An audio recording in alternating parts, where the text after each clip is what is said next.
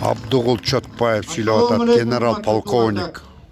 Біздің Байкевич ақсақал қырғызша сөйледі. Рұқсат берсеңіз мен орысша сөйлеп берейін. Добрый день, уважаемые друзья, горожане, жители Свердловского района. Вы все прекрасно знаете, 27 февраля состоятся выборы по двум районам, одномандатных округах. Это в Первомайском и Свердловском.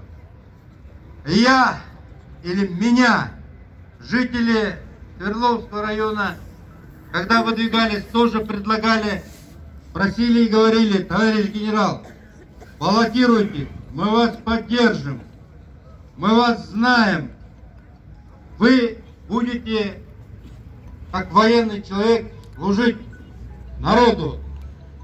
Но я, посмотрев тех людей, кандидатов, которые выдвигают себя, отдал предпочтение Шайлабеку Атазову.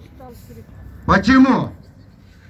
Он молод, он спортсмен, он образован, он целеустремлен, он справедливый человек.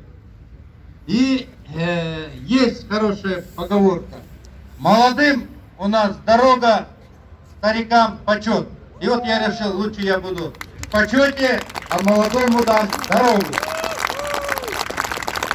Уважаемые друзья, вот пока собирались ко мне, тоже люди подходили, задавали вопросы, говорили: товарищ генерал, а почему вы из того многочисленно выбрали Шайлабека Атазова?